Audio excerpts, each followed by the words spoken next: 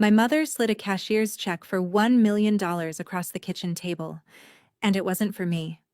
It stopped next to the mashed potatoes, in front of my sister Madison, and the whole room started clapping. My aunt cried. My father studied his fork. I remember the smell of pot roast and the sound of my sister's bracelets as she pressed the check to her chest like a newborn. Nobody looked at me. I was 29 years old, and I had kept that family's books for 7 years, and I sat there doing what I always did, the quiet math nobody asked for. 2 weeks later, that same mother told me to pack my life into boxes. And here's the thing you should know before we start. Being told to leave wasn't the worst thing my family ever did to me. It wasn't even close. 5 years later, they would come for the thing I built with my own 2 hands, and they would use my own name to do it. Welcome back to Calm Drama Stories, where women who got counted out sit you down and tell you what happened next. I'm glad you're here. If a story like this one has ever sat at your kitchen table, drop a comment below and tell me where you're listening from, and be sure to subscribe because you're going to want to hear how this ends. The dinner had a theme, and the theme was Madison. My mother, Carol, stood up and tapped her glass with a spoon like we were at a wedding. She announced that the family was making an investment. $1 million, she said, for Madison's dream. A wedding venue and lifestyle brand called the Magnolia House, the kind of place brides drive 2 hours to tour. Madison did her pageant cry, the pretty one, the one that never touches her mascara. My Aunt Lorraine clapped until her rings clicked. My father, Frank, nodded at his plate. I sat at the far end where I always sat, and I did the thing that got me in trouble my whole life. I asked a question. What's the projected overhead for the first year? That was all. Went flat like a phone screen. My aunt looked at me the way you look at a spill. My mother set down her spoon, slow and deliberate, and said we could talk about the boring parts later, and everyone laughed the way people laugh when they're relieved someone else got stepped on. I want to be fair here. I wasn't jealous of the check. I've had years to search myself on that. And it's true. The money frightened me more than it stung me, because I knew what our family actually had, and I knew what selling everything to fund a dream costs when the dream doesn't pay rent. But my mother watched me over the rim of her glasses for the rest of that meal. Not angry, appraising. Like a woman doing inventory, deciding which items had stopped earning their shelf. 2 days later, she called me into her study. My mother's study was really the store's back office moved into the house. A desk, a filing wall, and a notary stamp she'd carried for 20 years, sitting in its cradle like a little crown. She didn't ask me to sit. She told me the house was restructuring. Madison would need the space, the quiet, and the family's full attention while she built the Magnolia House. Then she said the part I can still hear at 2 a.m. You're 29, Mira. You have no husband, no plan, and no spark. Every dollar we have is going where things grow. I said I'd been running the store's books without a paycheck for 7 years. She looked genuinely puzzled, like I'd brought up the weather. That was your room and board, she said. This family invests. It doesn't do charity. I asked her where I was supposed to go. She straightened a stack of papers, tapped them twice on the desk, and gave me my answer. That's the first interesting question you've asked in years. You have 2 weeks. You're just wasting space here. Then, softer, almost kind, which made it worse, nodded, because I'm the kind of person who nods, and I walked out past the filing wall with my name in its folders. My W-2s, my license copy, my whole paper life in her cabinets. Here's what I didn't understand yet. Standing in that hallway, I thought she was cutting me out of the family. She wasn't. She was writing me down. And there's a difference between the two that would cost me almost everything, 5 years down the road, in a bank envelope with my name on it. The check bothered me for a simpler reason than pride. Math. My parents owned a hardware store in Harlow, Georgia. Hardware stores don't have $1 million lying around. That night, I went down for water and the study light was still on, door open, papers fanned out on the desk. I wasn't snooping. I was raised to read what's in front of me. That was literally my job. On top of the stack, a closing statement from a land sale. 62 acres off Route 19. My grandmother Ruth's farm, sold to a developer out of Atlanta for $1.1 million after taxes. I stood there with my glass sweating in my hand. Grandma Ruth had died 2 years before. Quick. A stroke in her garden with her gloves still on. And I could hear her voice like she was in the room because she'd said it to us. To both of us. Me and Madison. The summer I turned 25, standing in the bean rows. When I'm gone, this dirt splits 2 ways. You hear me? 2 granddaughters, 2 halves. She never changed the will in time. Everything went to my mother, legal and tidy, and the law doesn't care what got said in a bean row. So there it was, in 10-point font. The $1 million wasn't a gift my parents were giving Madison. It was a thing being taken, half of it, the half that was supposed to be a promise, and handed over at a dinner with clapping. I put the glass down and went back upstairs and lay out so easily. What else had they already taken? It turns out you can fit 29 years into 11 boxes. Books in 4, clothes in 3, and 1 box that was just paper.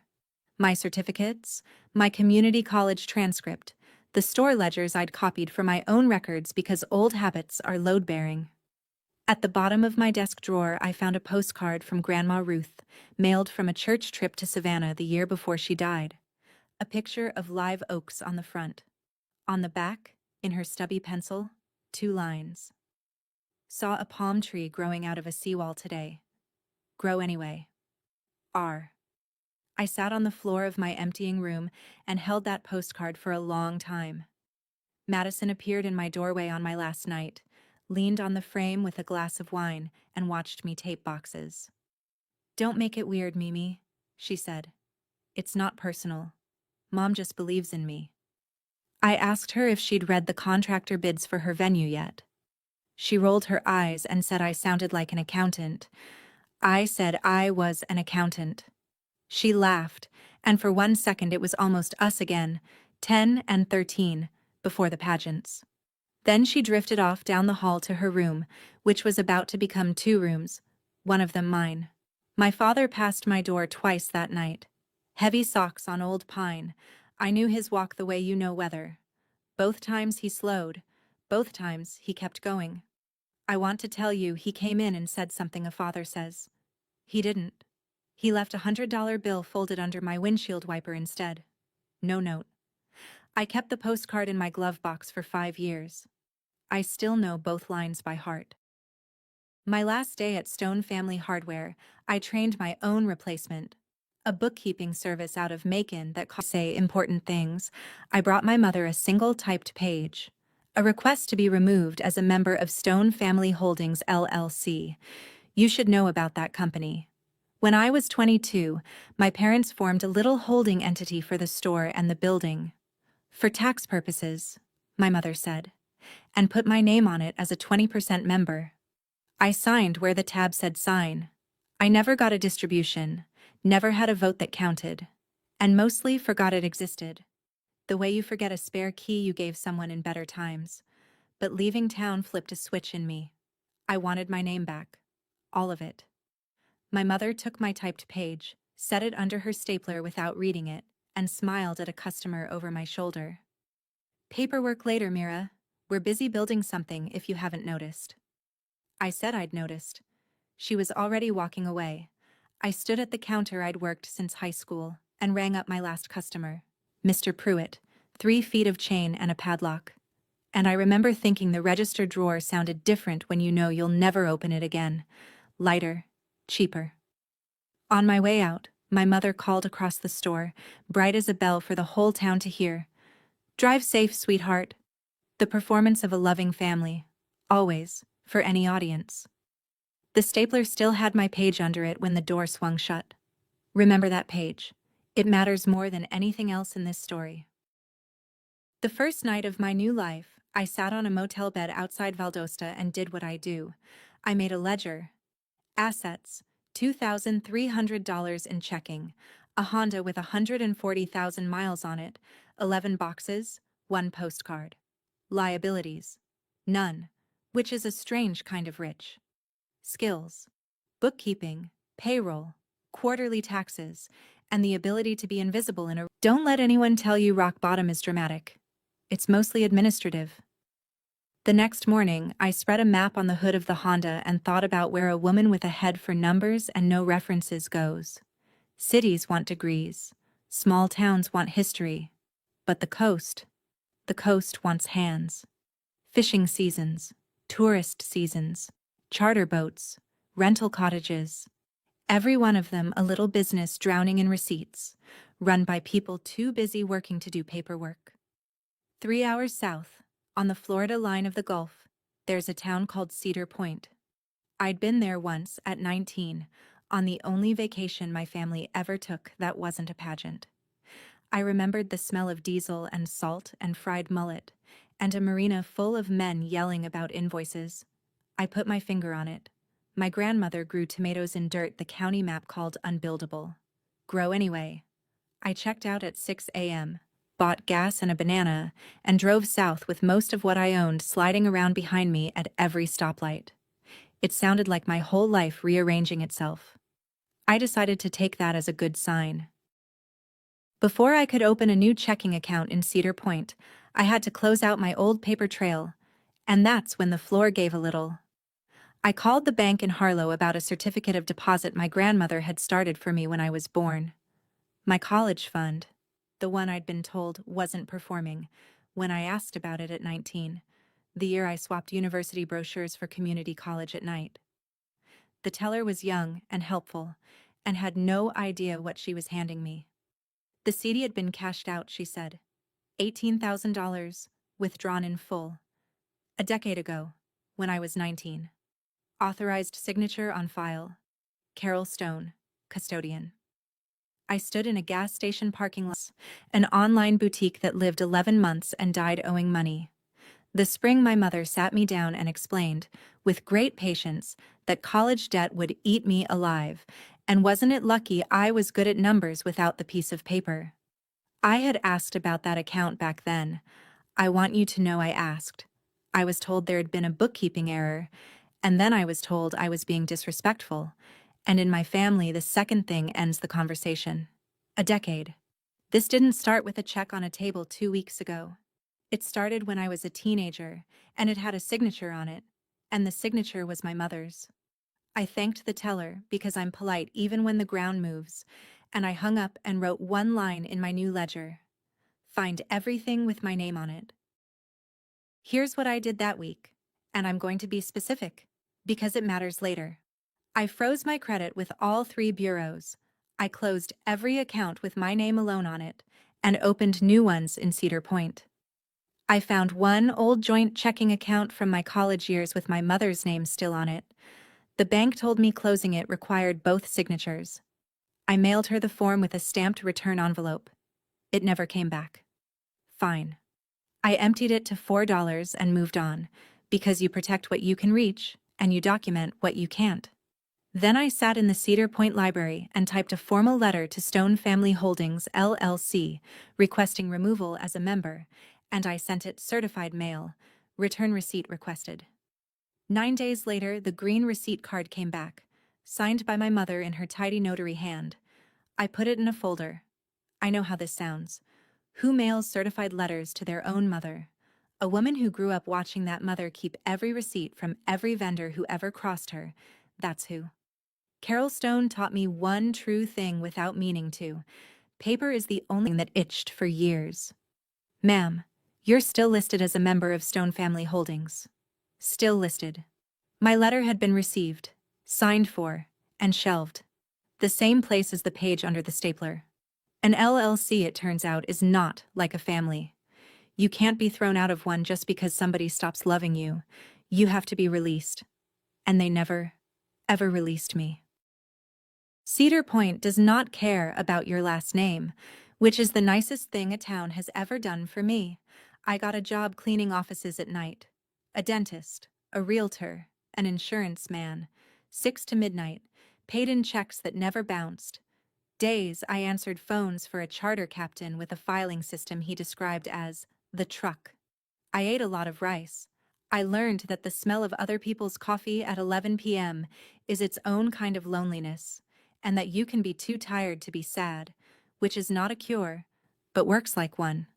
On the community board at the laundromat, between a lost cat and a boat motor, there was a flyer. QuickBooks certification course, 12 weeks, Tuesday and Thursday nights, County Extension Office, $400.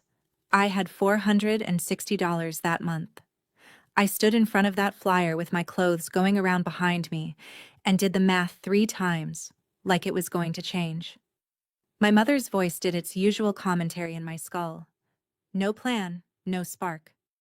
Rocks don't get watered. I took the tab with the phone number anyway. Actually, I took the whole flyer. If I was going to bet my last dollar on somebody, it might as well be the one person who'd never once dropped me. Sometimes courage is loud.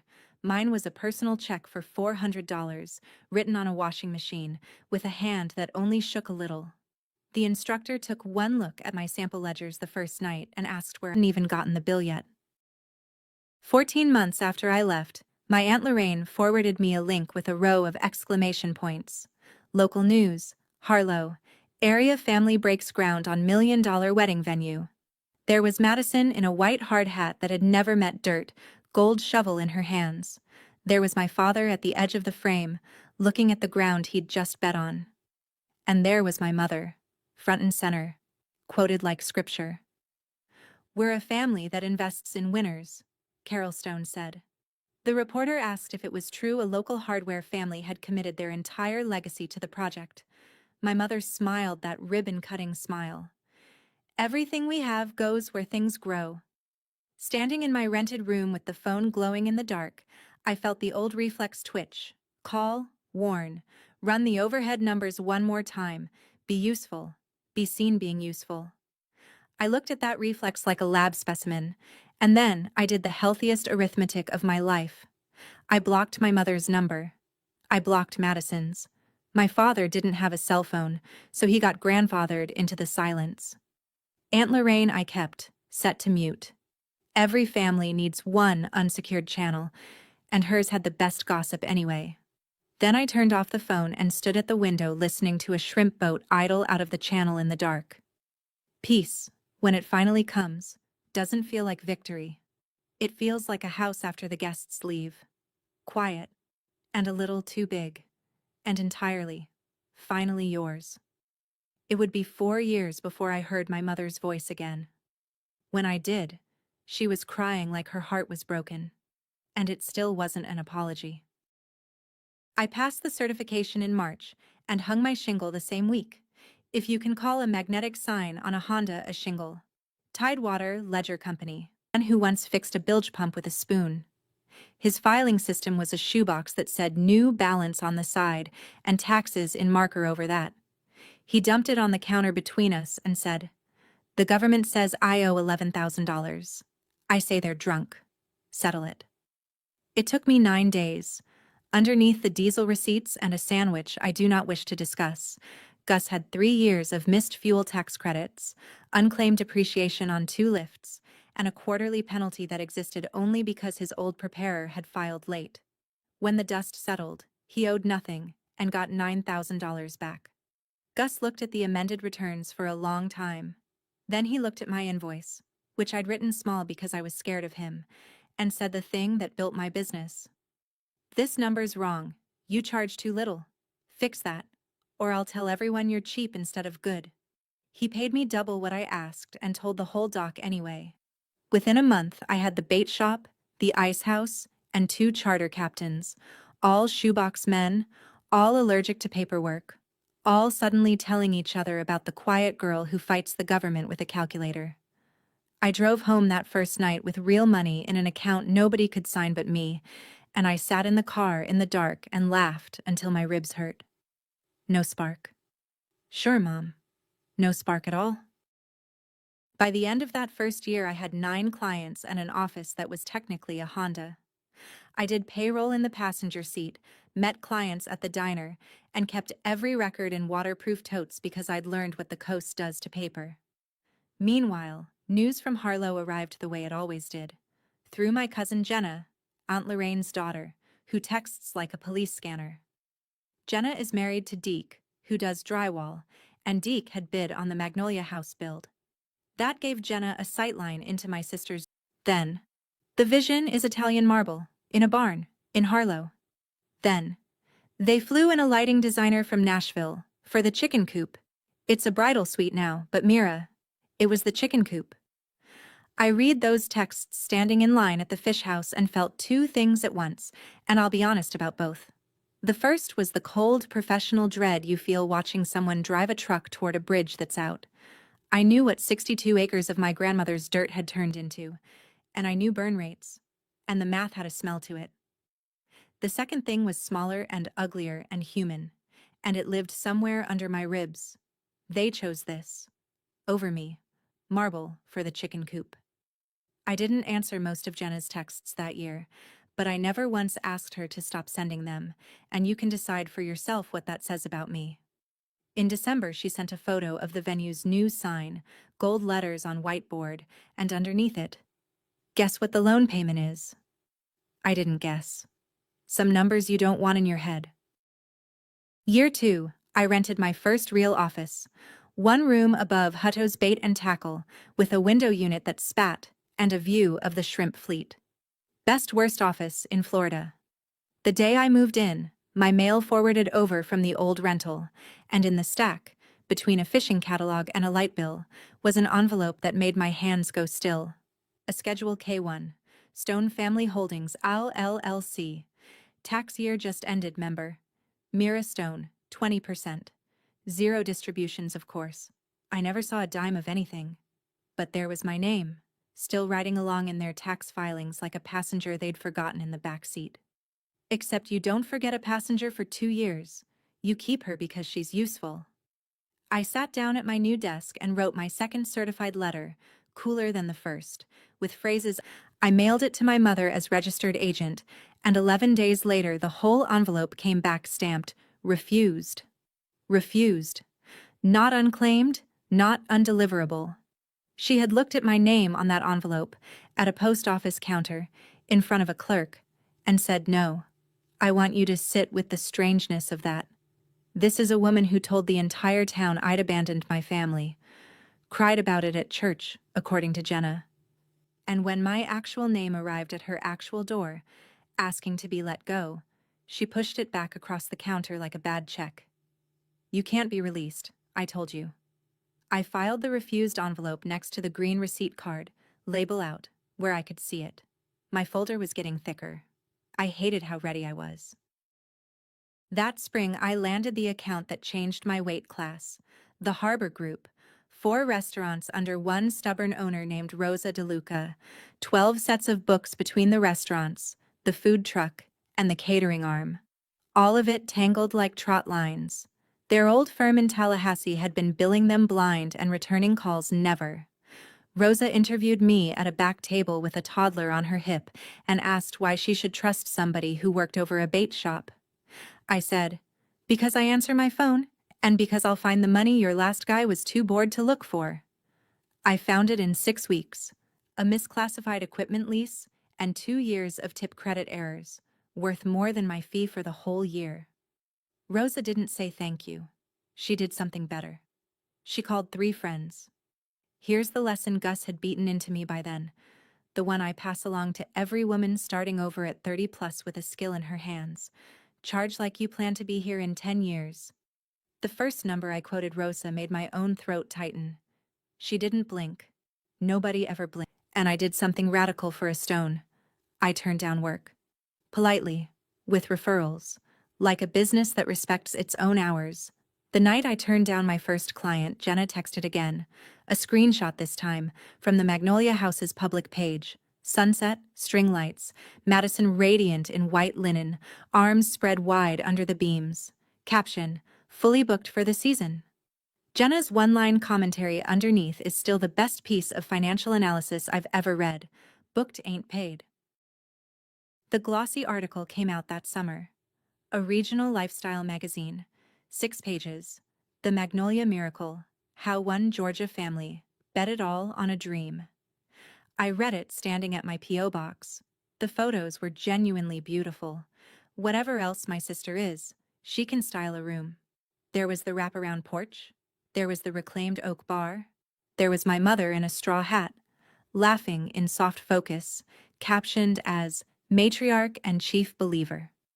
The article said bookings were strong and the family was already dreaming bigger.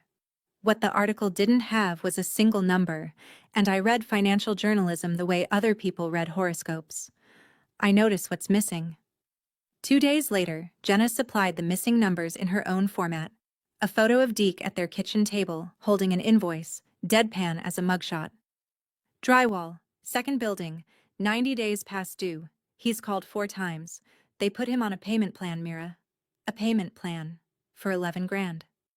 Then the kicker. Also, the fall gala got postponed for weather.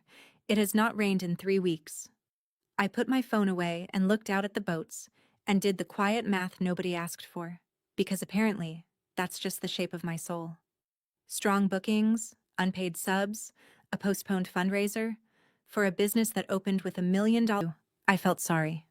Mostly what I felt was the specific vertigo of watching your childhood repeat its scale. Appearances paid in full, the help put on a payment plan. My family had always run that way. The only difference now was the size of the invoice, and whose porch it would eventually land on. In October, my phone buzzed with a group text. Me and what looked like every contact my mother had ever collected, 200 numbers wide.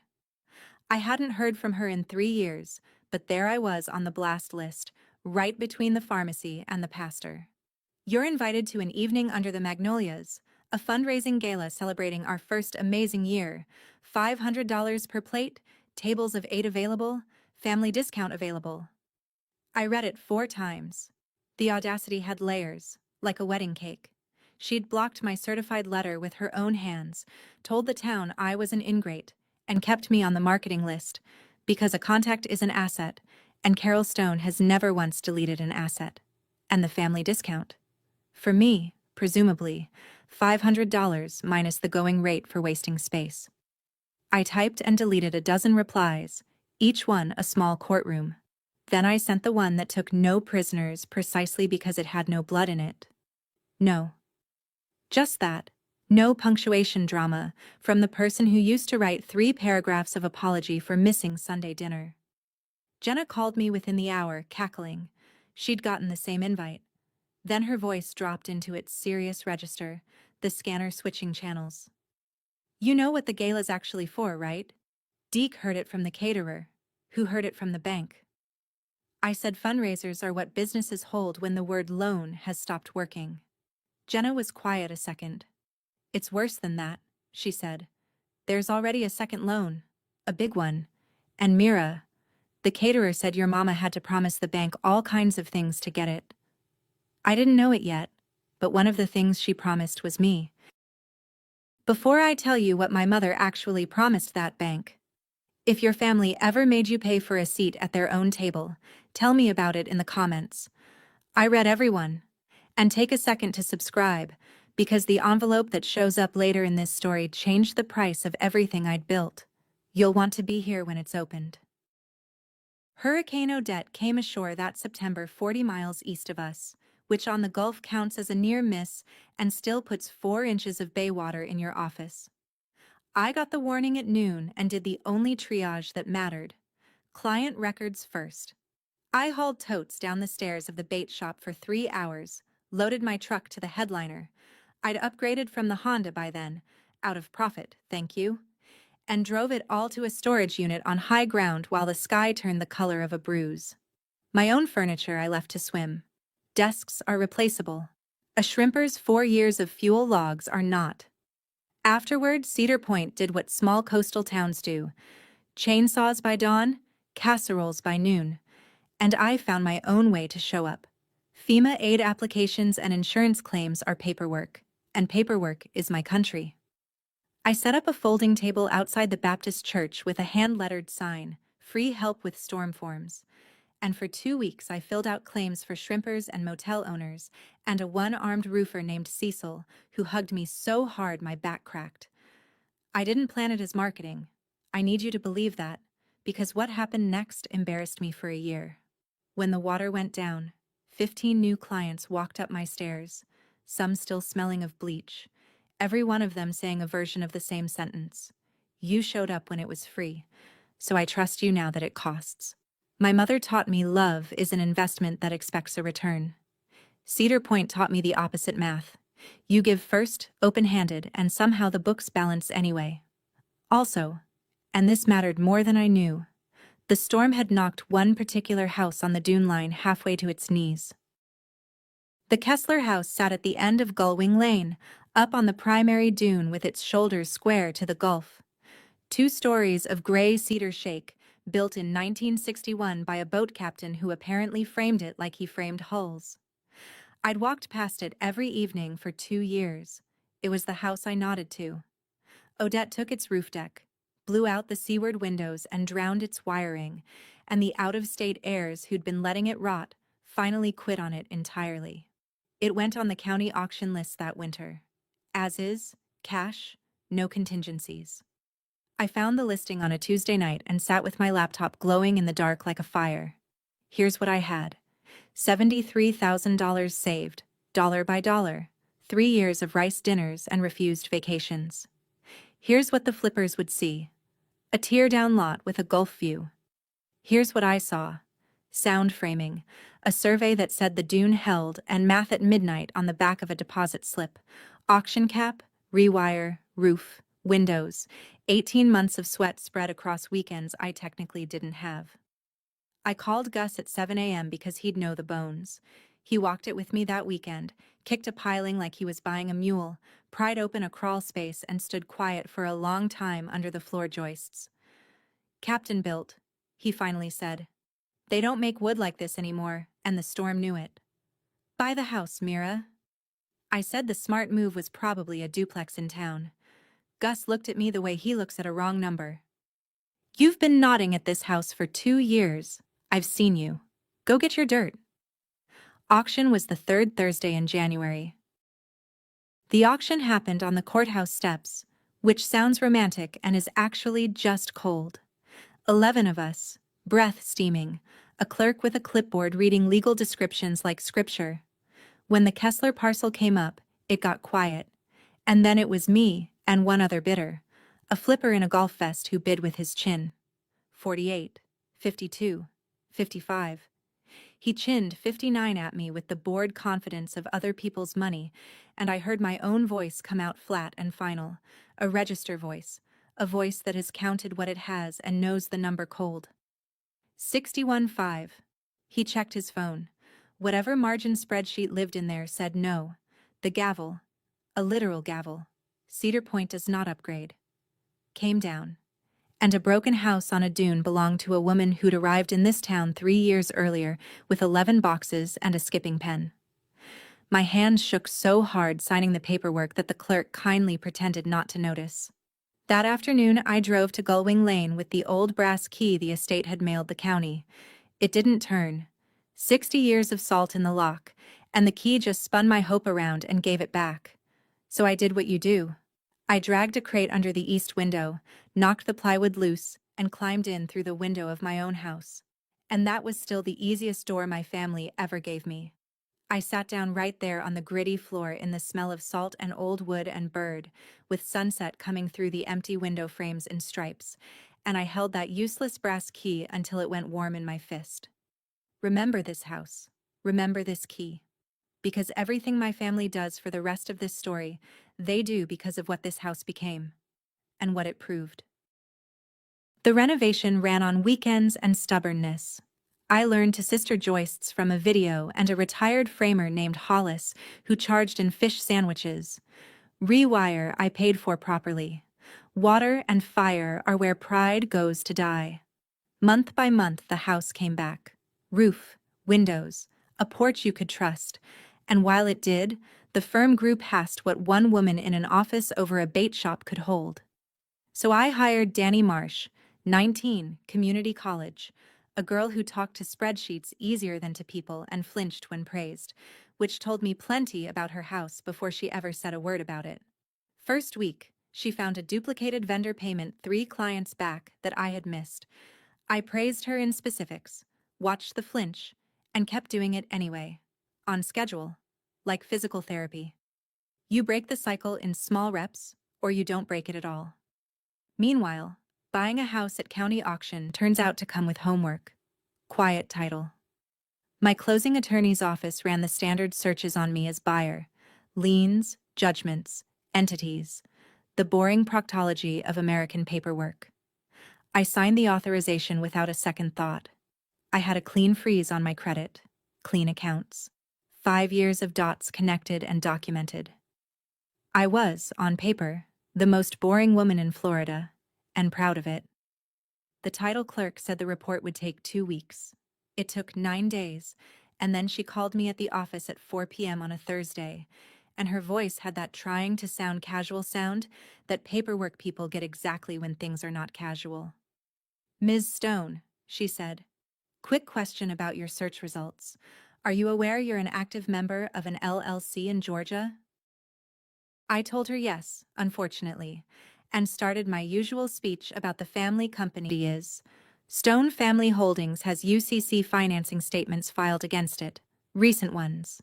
For those of you who've never had the pleasure, a UCC filing is what a lender records when a business pledges collateral. It's the public fingerprint of borrowing. My name was a 20% limb of a company that was actively, currently, pledging its body to a bank. And I hadn't signed, seen, or smelled any of it.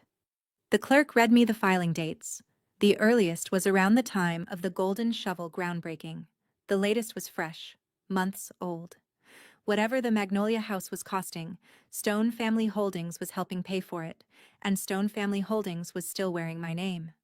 I got very calm, which people who know me have learned is my loudest alarm. I thanked her, hung up, and stood at my office window watching a pelican fail to land on a piling, and I thought about my mother at a post office counter pushing my name back across like a bad check. Twice I'd asked to be released. Twice ignored. I'd assumed it was spite, or laziness, or the general Stone allergy to admitting anything. Standing at that window, I finally ran the colder equation. You don't keep a name on a company for spite. Spite is free, and my mother never held a free asset in her life. You keep a name on a company because the name is worth something to somebody. I just couldn't see who yet. I closed on my broken beautiful house 8 days later, and I hired a lawyer before I hired a plumber. Patricia Vance practices out of a converted house in town with a shell driveway and a paralegal named Bernice, who runs the place like a destroyer. Patricia is 61, reads operating agreements for pleasure, and bills like she apologizes, rarely. I brought her my folder, the green certified mail receipt signed by my mother, the envelope stamped refused, the K1s, the title company agreement is the problem. Membership withdrawal requires approval by 51% of membership interest. Your parents hold 80. You hold 20 and a mailbox. I asked what my options were. Today, we send a third demand on my letterhead with statutory language that makes it expensive to ignore. We put them on written notice that you disclaim any participation, any debts, any obligations. And then, Mira, we wait for them to make a mistake. Because people who ignore 2 letters make mistakes. She slid a legal pad across and had me write out the whole history, every date, every request, every refusal. When I finished, she read it and tapped the page with one finger. You kept the receipt from the post office, from years ago. Why? I told her the truth. I don't know how to not keep things. My whole life, keeping perfect records was how I proved I existed to people determined not to see me. Patricia looked at me over her glasses with something I couldn't name yet. Paper doesn't lie, people do, she said. Keep every receipt. One day the paper gets to talk, and it's the only witness your family can't charm. Her third letter went out certified on a Friday. The signature card came back. Same tidy hand. And then, for months, nothing. The call came at 1 a.m. on a number I didn't know, and I answered because coastal accountants answer storm season phones. It was Madison. 4 years of silence, and she opened with, "Did I wake you? I don't even care, honestly." She was drunk in that careful way, where every word gets placed like stemware. Behind her, I could hear a TV and my parents' wind chimes. So she was home, on the porch where we'd shelled peas as kids. She talked for 11 minutes and I mostly listened, because you learn more from her with questions in their voices. Then she found the old knife. You know what your problem is, Mimi? Nobody ever expected one single thing from you. You got to be nothing. Lucky you. I watched the ceiling fan turn and understood, maybe for the first time, that the check on that table had been a sentence for her too. Just a different kind, the kind with an audience. And then her voice went small and flat, and she said the thing I'd known was under there my whole life. It was supposed to be me. It was always supposed to be me. I asked her gently what exactly was supposed to be her, and the question seemed to sober her half a degree, because she got quiet. When she spoke again, the smallness was gone, and something rehearsed had replaced it. Mom says when it all comes right, you owe us. She says either way, you owe, and then she stopped. Not trailed off. Stopped. Like a hand had closed over the phone. The line went dead. I lay awake until the gulls started. Owe them what? The Magnolia House didn't last 3 years. It died in the spring the way businesses die. Slowly, then all on one morning. Jenna sent the photo before 8.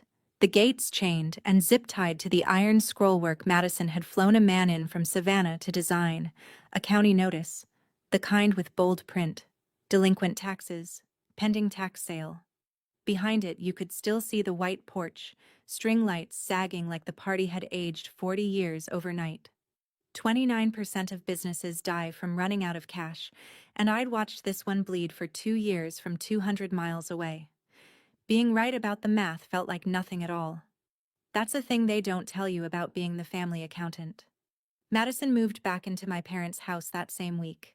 Into my old room, Jen understand, because it's the hinge the rest of this story swings on. In Harlow, the story of the collapse got written that same month, and I wasn't there to check the ledger. The story went like this. Poor Madison. She dreamed so big. And the storms? And the economy? And meanwhile her sister, sitting on her money down in Florida, wouldn't lift one finger for family. Jenna heard it at a baby shower. Aunt Lorraine heard it after church and, to her credit, argued. My mother never said it in the first person. She'd just tilt her head and let the town fill in the rest. She has always been fluent in implication. Within a month, a client of mine with Harlow relatives closed her account. No reason given. And that Monday, a bank envelope found its way to my name. It was waiting in the office mail between a supply catalog and a thank you card from Cecil the roofer. First Harvest Bank, Harlow, Georgia. Certified, which I noticed with a private, bitter little laugh. They'd learned my language. Inside, 1 page, and the coldest header in American English, Notice to Guarantor. Re. Stone Family Holdings, ILLC, Commercial Note, Original Principal $380,000. Status, 90 days delinquent. And then, my own name, set in the salutation like a hook in a lip. Dear Ms. Stone, as guarantor of the above-referenced obligation, you are hereby notified. I read it standing up. Then I read it sitting down. Then I put it flat on the desk and put my hands flat beside it, because they wanted to shake, and I don't allow that during business hours. $380,000. More than my house and the firm's best year stacked together. Payable, apparently, by me, on a loan I had never seen, for a company I had begged in writing. 3 times, certified, breaks. I told her to pull Patricia's number, because underneath the roaring in my ears, the professional part of my brain, the part my mother built, God help us both, had already isolated the load-bearing word, guarantor. Members of an LLC aren't automatically liable for its debts. That's the entire point of the letters LLC. A guarantee is different. A guarantee is personal. A guarantee requires a signature. My signature. Which meant that somewhere in a file drawer at First Harvest Bank, 200 miles north, there was a piece of paper with my name signed on it. And I had never signed anything. Patricia read the notice twice and got that stillness good lawyers get, the stillness of a heron over water. We demand the loan file today, she said. The note, The guarantee, the signature pages, everything. Her letter went out that afternoon. First Harvest responded the way small-town banks respond when a name on their paperwork starts asking questions. Slowly, with great courtesy and no documents.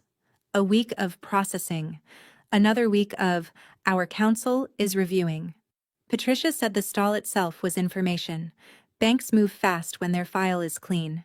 And into the middle of that waiting on a Tuesday evening while I stood in my half-wired kitchen eating crackers over the sink, my phone rang with a Georgia number I didn't know, and I answered thinking it was the bank. It was my mother. More than 4 years since I'd heard her voice, and it arrived already in tears. Not the pageant tears Madison learned from her, but something wetter and older and frighteningly convincing. Mira, sweetheart, I know so much time has passed. I know things were said. Things were said. The passive voice of every unswept kitchen in America. She didn't mention the bank, the loan, the notice with my nose, the way only the person who cut you knows how. We hear about you down there, you know, your little firm, your house on the water. We're so proud of what you've built, sweetheart. Come to dinner. Sunday. Just family. Proud. 34 years, and there it finally was. Right on schedule, exactly when my signature became worth more than my absence. I told her I'd think about it. And God forgive the 29-year-old still living somewhere in my chest. Some part of me glowed. I went. Patricia advised against it. The bank file was still dark, and walking into their kitchen mid-mystery was walking into weather. I went anyway, and I won't dress it up for you. 5 years of building a life in salt air and one, proud of you, had me checking my mirror at red lights the whole 3 hours north. The house on Cypress Street had shrunk the way childhood houses do. New gutters, though. I noticed maintenance the way other women notice haircuts. Inside, it smelled like Sunday. Roast, yeast rolls, the lemon polish my mother saves for company. My old bedroom door stood open just enough to see Madison's boxes stacked to the ceiling. Dinner was, and I say this with clinical precision, perfect. My mother made everything I loved at 9 years old, a menu assembled from archives I didn't know she kept. My father hugged me at the door a beat too long, then produced, from the sideboard, a shoebox of newspaper clippings, business page mentions of Tidewater Ledger, the little profile the county paper ran after the hurricane, my Chamber of Commerce ribbon photo. Cut out, dated in pencil, kept. My father does not talk. He archives. It's the only fluent language he has, and I sat there holding proof I'd been read about, tracked, followed. All those silent years, the one weapon I'd never built a defense for. They'd never used it before. Through the door, I could hear the good china coming out and my mother's laugh running the table. And on the kitchen counter, when I came back, I noticed a folder. Green, new, square-cornered, with a First Harvest Bank logo on the tab. They waited until the pie. My mother refilled my coffee, sat down straighter than usual, and folded her hands. Chairing a meeting, if you'd ever watched her chair one, which for 7 unpaid years I had. We want to talk about the future, she said. Madison came alive like stage lights had hit her mark. The pitch had slides, actual printed pages in plastic sleeves. The Magnolia House, Chapter 2. Rebrand, boutique events, corporate retreats, intimate luxury. Madison's vision, and she turned a page and there was my name, in a serif font, under the words, Financial Director. My brain. You're the missing piece, Mimi, Madison said. You were always the missing piece. My mother took my hand across the table, and hers was trembling, and I still don't know which parts of that evening were performance, and which were a drowning woman's grip. We were wrong about you, she said, each word placed like the good china. You're the one with the head on her shoulders. This is your chance to finally be part of this family, Mira. And there it was. The sentence I had been saving a seat for since I was a child. I want to be honest with you about the next 30 seconds because I promised myself I'd tell this part true. I saw it. All of it, whole, like a landscape from a plane window. Sunday dinners, my father's clippings on a refrigerator I had a key to. The word "we" with me inside it. They were selling it to me, and for 30 seconds I was The refinance needs 500,000. The bank just needs your signature, sweetheart. You're the only one of us they trust now. The bank just needs your signature. Somewhere under the pie and the trembling hands, a vault door swung shut in me, calm and pneumatic. I didn't open the folder. I squared it to the table edge, habit, and said, "No," quietly, "the way you say true things. I won't be signing anything. Not this, and not anything else with Stone Family Holdings on it." For one long second the kitchen held its breath, and I watched my mother's face do something I'd never seen in real time. The warmth drained out of it like water finding a crack, and what stood behind the warmth had been doing math the whole evening. "After everything this family gave you," she said, and her voice had lost its tremble entirely, "you'd sit at my table and refuse." I said, "You gave me 2 weeks and a curfew for the boxes." Madison shoved back her chair hard enough to scrape and left. A door upstairs shook the wind chimes. My mother gathered plates with terrible composure. My father looked at the floor with the focus of a man reading his own verdict there. I picked up my keys and thanked her. For dinner, because I was raised right, which has always been the joke of this whole story.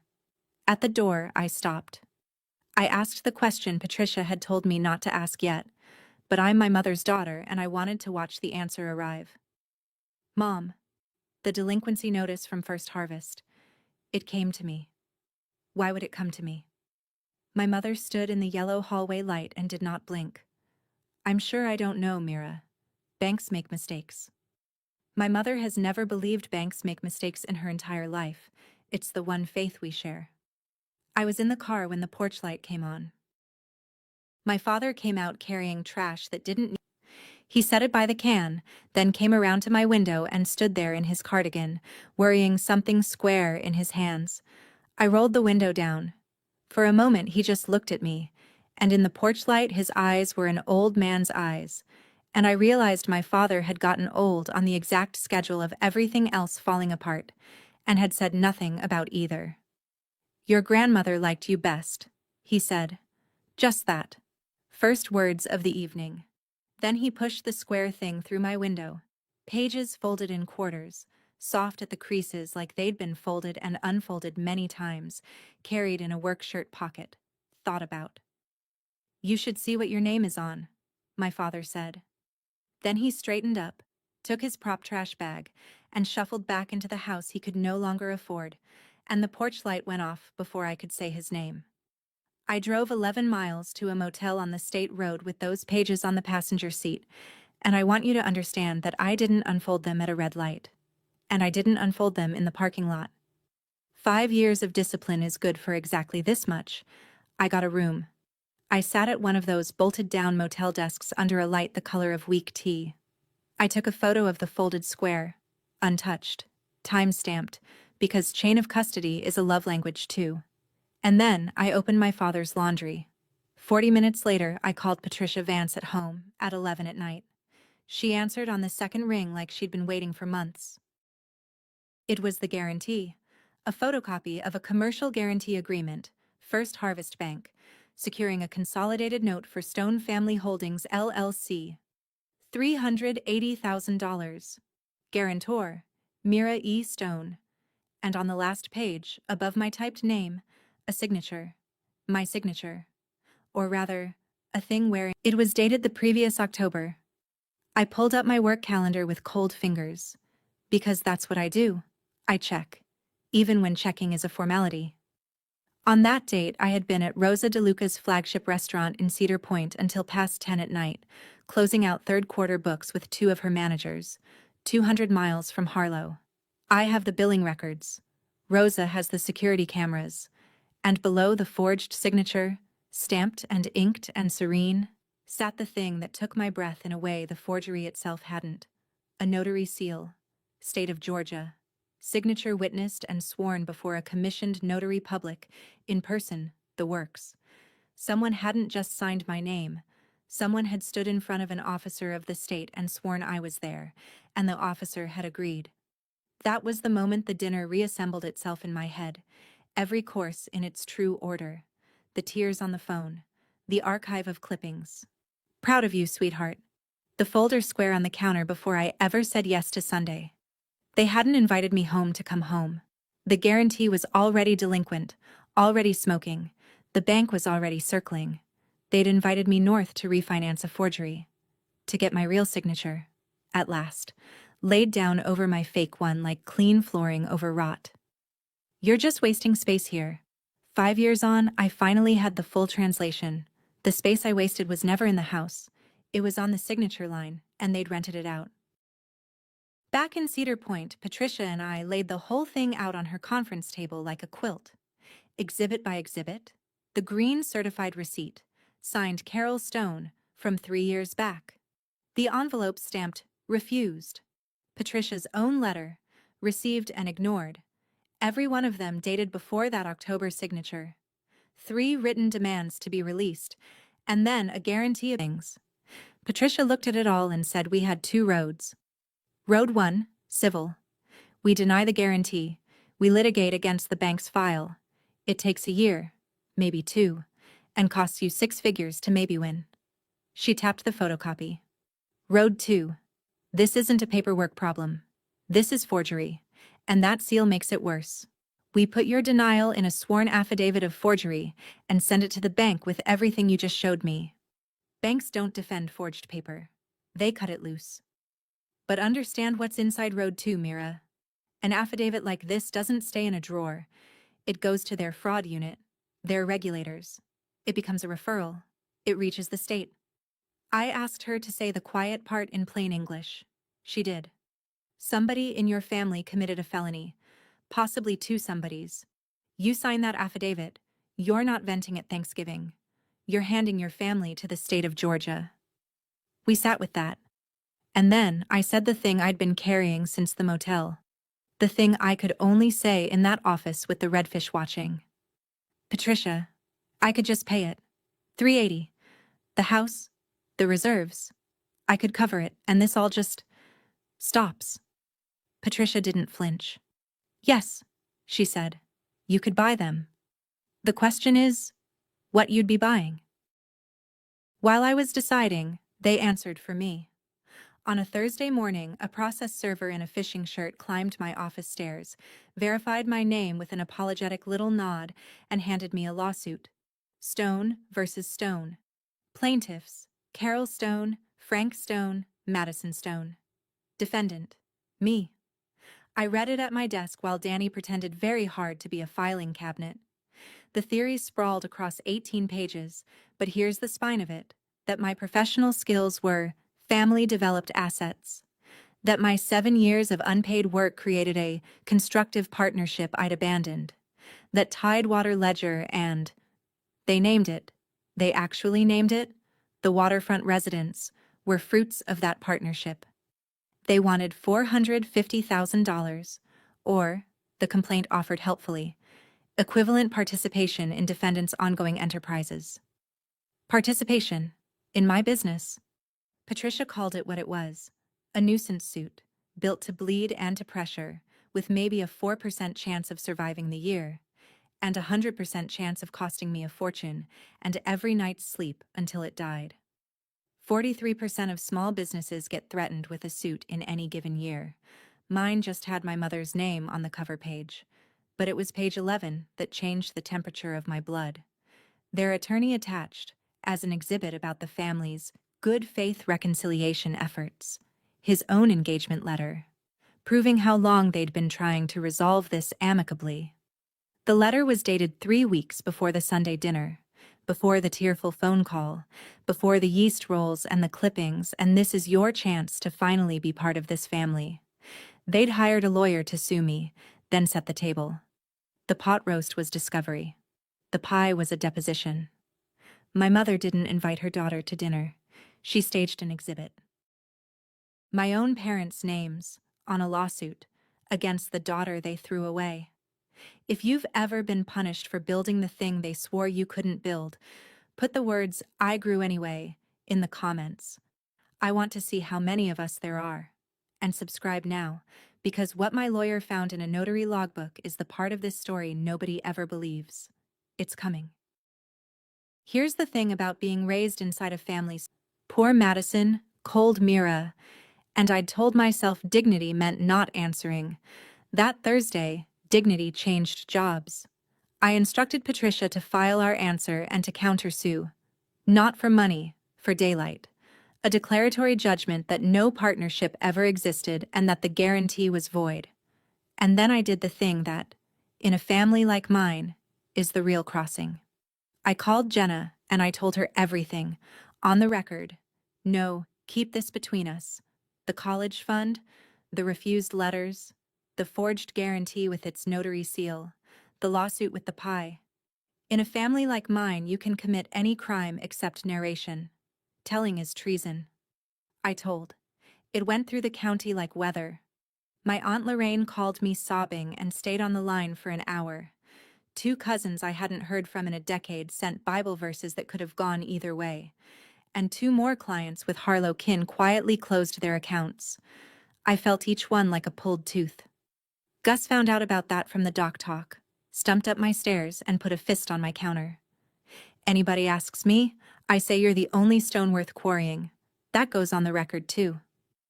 Then my mother's voicemail arrived, the last unblocked channel, and I stood at my window and listened to her measured, unhurried voice. No tears now. Tears cost extra.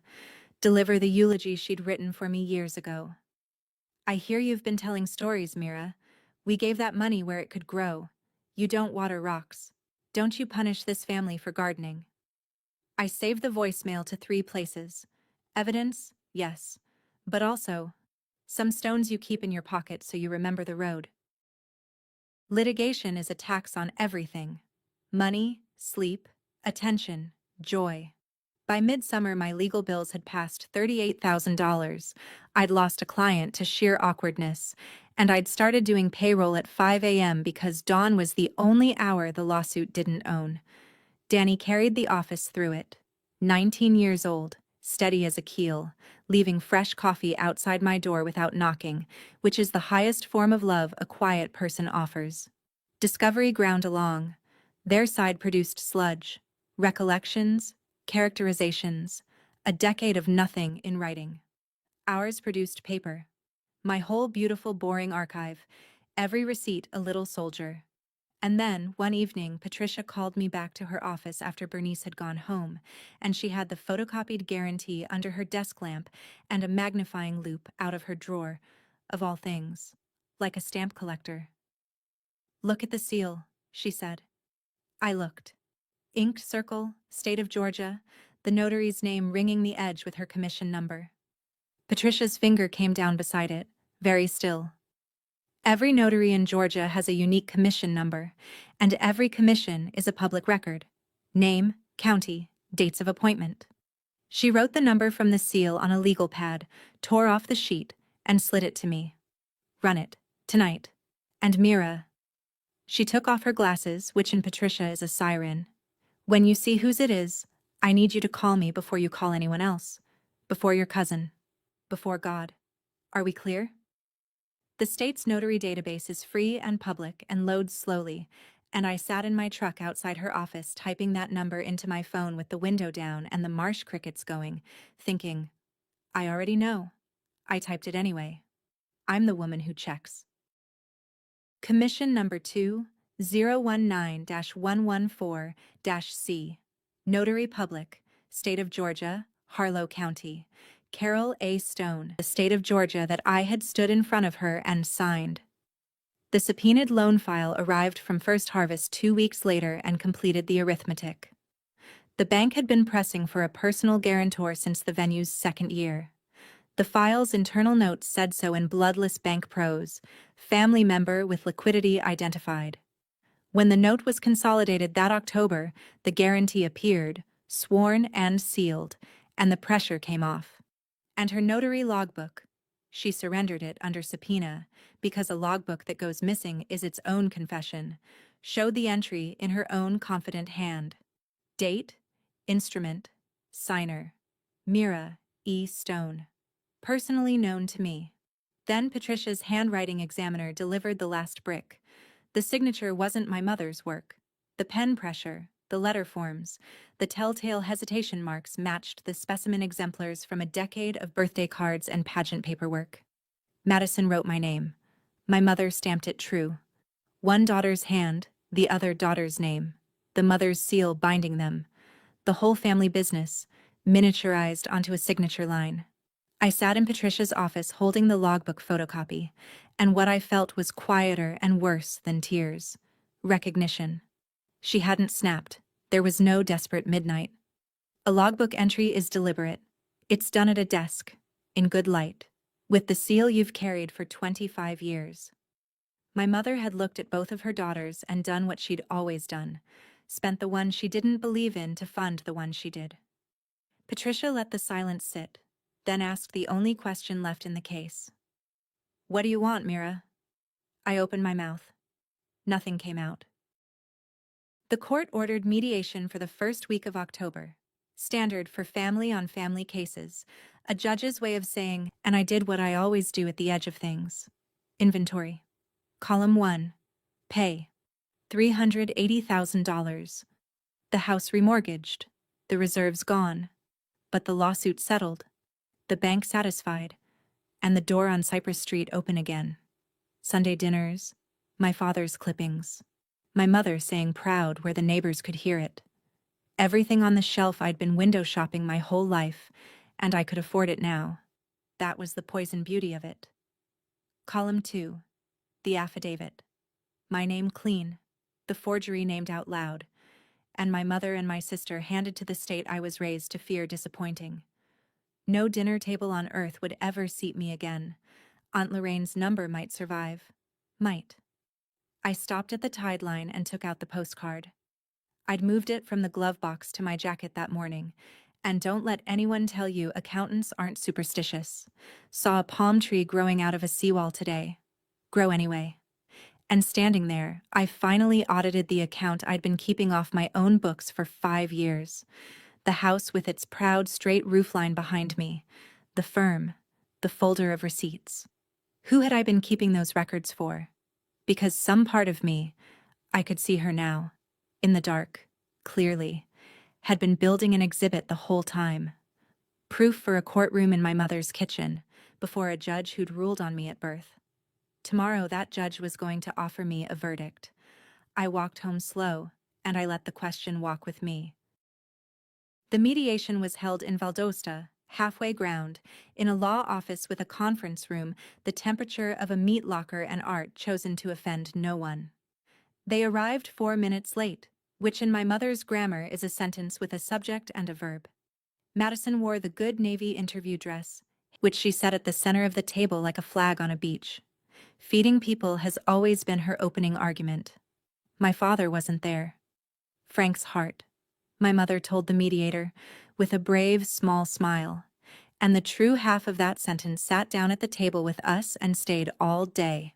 The mediator was a retired judge named Whitfield, with reading glasses on a chain, and the patience of a man who'd heard 400 families explain themselves.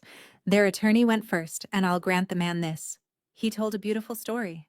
A devoted family, a modest fortune, a prodigal daughter who took her family's training and standing to Florida, and prospered while her people drowned. He used the word abandoned twice and the phrase family values until it lost meaning, the way a word does if you say it enough. My mother dabbed her eyes on cue. Madison stared at her blank legal pad, jaw set, playing a role I recognized from every pageant green room of our childhood. Composed grief, third runner-up. And I sat with Patricia in the cold, watching my family perform the story of me, and felt something I had not expected to feel on the far side of all that paper. Calm. The specific calm of a woman who has finally stopped auditioning for the jury. Patricia clicked her pen once. Under the table, her knee tipped against mine. Wait. We had one folder. We hadn't opened it yet. Their opening offer arrived mid-morning, dressed as generosity. They would dismiss the lawsuit. Walk away from all claims, their attorney said, palms up like a man releasing a dove. in exchange for a family restructuring of the outstanding debt. Translation: once Patricia shook the wrapper off, I would quietly take over the $380,000 note. The guarantee would never be examined. Mutual confidentiality, mutual. Judge Whitfield looked at us. Patricia said, "We'd like to respond with some documents," in the exact voice you'd use to offer coffee, and she opened the folder and dealt it out clean and slow. The pleasure of a woman who has waited months to let paper talk. The certified receipt, 4 years old, my mother's signature accepting my demand for release. The envelope stamped, "Refused." The engagement letter dated 3 weeks before the reconciliation dinner. Then the alibi. My calendar, Rosa's invoices, the time-stamped records for the October night in question. 200 miles of geography between me and that signature line. Then the examiner's report on the handwriting.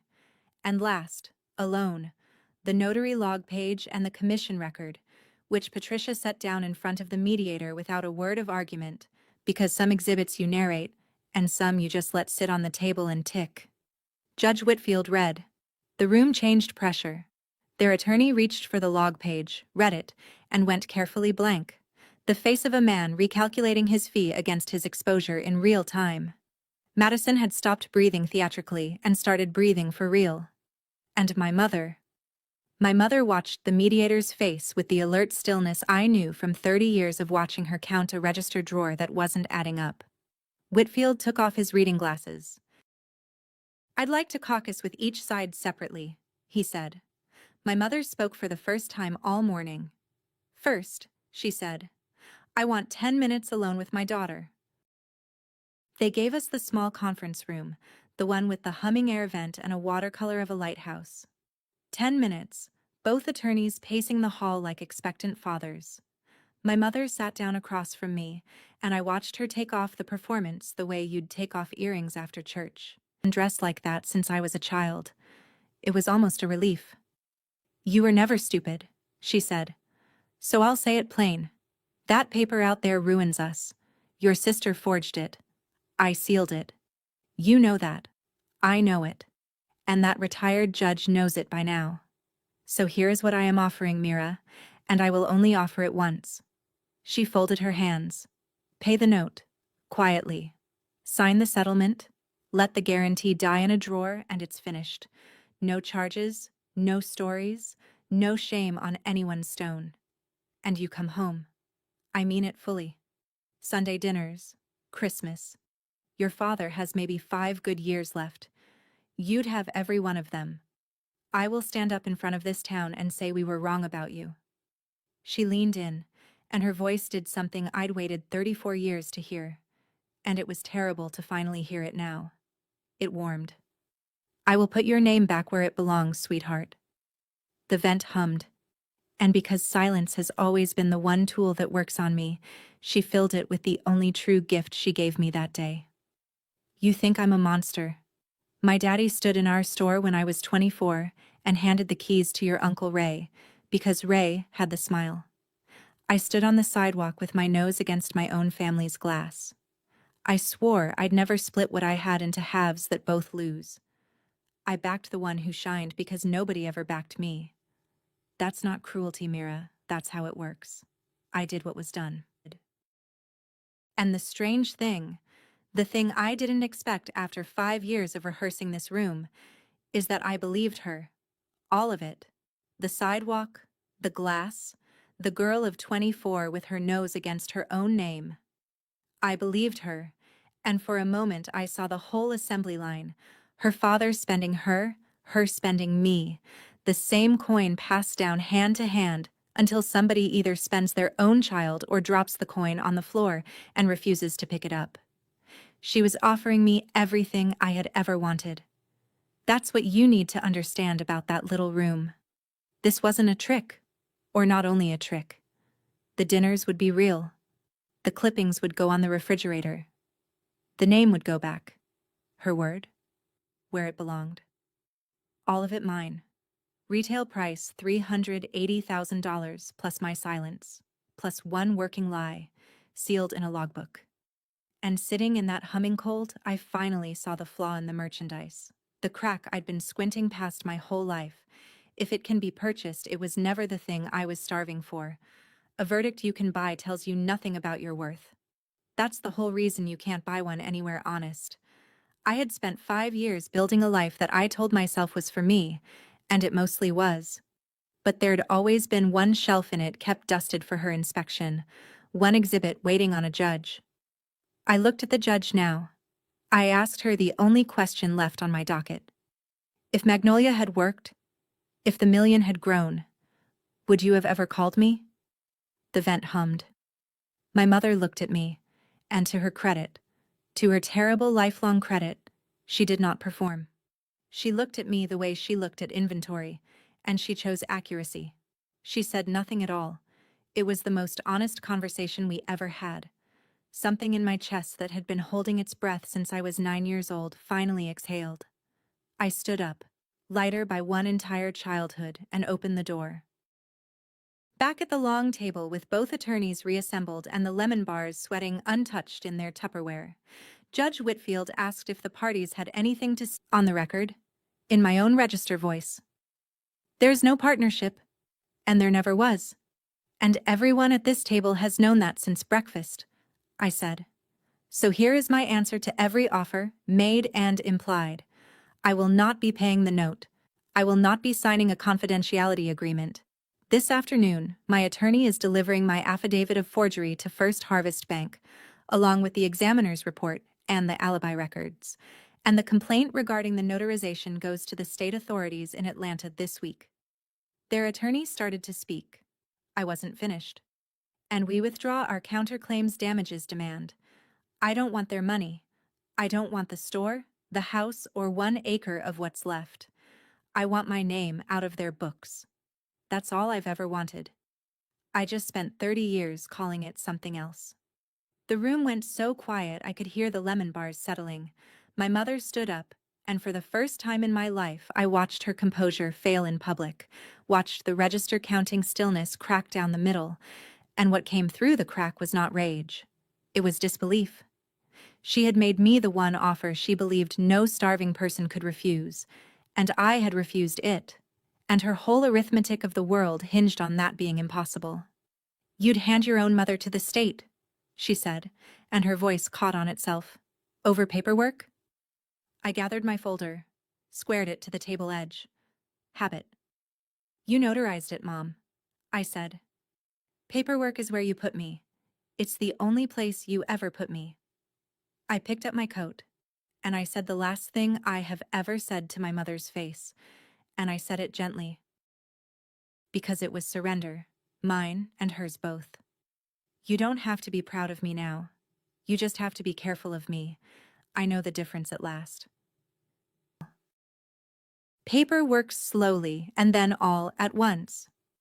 Within 3 weeks, First Harvest's Fraud Counsel reviewed the affidavit, the examiner's report, and their own file, and did exactly what Patricia said banks do with forged paper. They cut it loose. My guarantee was formally rescinded, the bank preferring one bad note to one public trial about how their branch accepted a seal without a signer. The lawsuit died faster. Their attorney, having seen the logbook, withdrew from representing them inside of a week, and the case was dismissed with prejudice before Thanksgiving. With prejudice meaning forever, meaning they can never bring it again, a phrase I had Patricia repeat to me twice, slowly, like a favorite song. The state's paperwork moved on its own clock. In time, my mother surrendered her notary commission voluntarily ahead of revocation, and she and Madison entered a diversion agreement. Restitution to the bank, admission of the false notarization on the record, no trial. First offense, her age, full repayment. The state wanted its integrity back more than it wanted 2 women in a courtroom. Some viewers will find that too soft. I understand. But I'd asked the prosecutor's office for exactly nothing harsher, and here's why. The sentence that mattered had already been served, in a small cold room, in the silence after my question. The only thing left was the parking lot. Madison caught me beside Patricia's car, out of scripts at last, mascara actually moving. You could have saved us, she said. You had the money. You could have just saved us.